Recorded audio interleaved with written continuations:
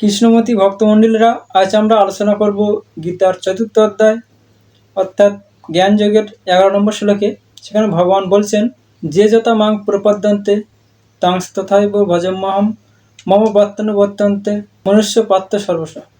এই শ্লোকের বাংলা মানে হলো যে যথা মাং প্রপদ্যন্তে, অর্থাৎ যে মানে যারা, যথা যেভাবে, মাং অর্থাৎ আমাকে, ভগবানকে, প্রপদ্যন্তে অর্থাৎ আত্মসমর্পণ করে ভগবানের কাছে, তাং তথাইব ভজাম্যহম, তান তথা এব, তান মানে তাদেরকে, তথা সেভাবেই, এব অবশ্যই, ভজাম্যহম ভজামি অর্থাৎ পুরস্কৃত করি আমি, অহম আমি। ভগবান বলছেন যারা আমাকে যেভাবে ডাকে তাদেরকে আমি সেইভাবে পুরস্কৃত করি। মম বর্তন্তে মনুষ্য পার্থ সর্বস্বা। মম বর্তন্তে, মম মানে আমার, বৎ অর্থাৎ পথ, আমার পথ, অনুবর্তন্তে অনুসরণ করে, মনুষ্য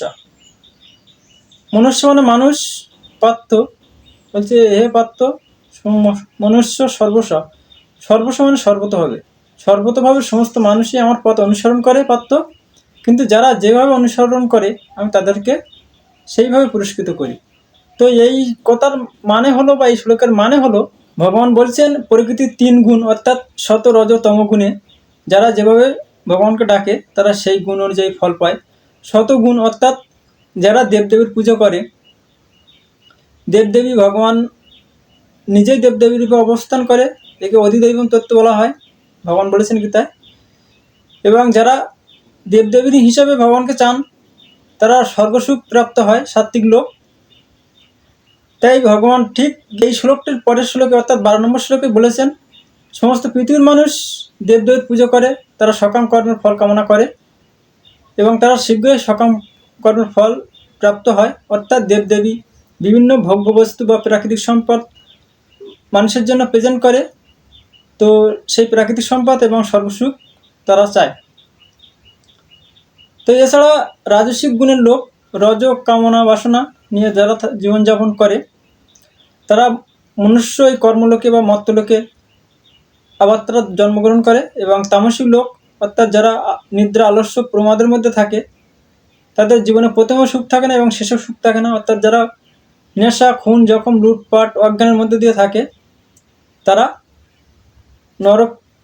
নরকে গিয়ে নরক ভোগ করার পরে পশুজনিত জন্ম হয়, মূঢ়াজনুষু জায়তে, ভগবান বলেছে গীতায়। তো বন্ধুরা, এই ৩ গুণের বাইরে যারা নির্গুণ স্তরে ভগবানকে ডাকে, অর্থাৎ জড় কামনা বাসনা বা স্বর্গসুখ কোনো কিছু তারা চায় না, তারা ভগবানকে প্রাপ্ত হতে চায়, অর্থাৎ জরা মরণ মোক্ষায়, জরা এবং মরণ থেকে মুক্তি চায়, সেই সমস্ত মানুষই ভগবানকে প্রাপ্ত হয়। এই ১১ নম্বর শ্লোকের আগের শ্লোকটি অর্থাৎ ১০ নম্বর শ্লোকে ভগবান বলেছেন, যারা আসক্তি অর্থাৎ সমস্ত কামনা বাসনা, ভয়, ক্রোধ ইত্যাদি থেকে মুক্ত হয়ে আমার চিন্তা করে, অর্থাৎ প্রাকৃতিক জড় কামনা বাসনা চিন্তা না করে ভগবানকে প্রাপ্ত হওয়ার আশা নিয়ে যারা কর্ম করে, এই সময় এরকম মানুষ অনেক ভগবানকে আগে ডেকেছে এবং ভগবানকে প্রাপ্ত হয়েছে। অর্জুনকেও সেইভাবে নিষ্কাম কর্ম করতে বলছে, দায় দায়িত্ব নিবানোর জন্য। অর্জুন তথা মানুষকেও বলছে ভগবান যে দায় দায়িত্ব নিবানোর জন্যই কর্ম করো। তাহলে অবশ্যই লাইক কমেন্ট করবেন।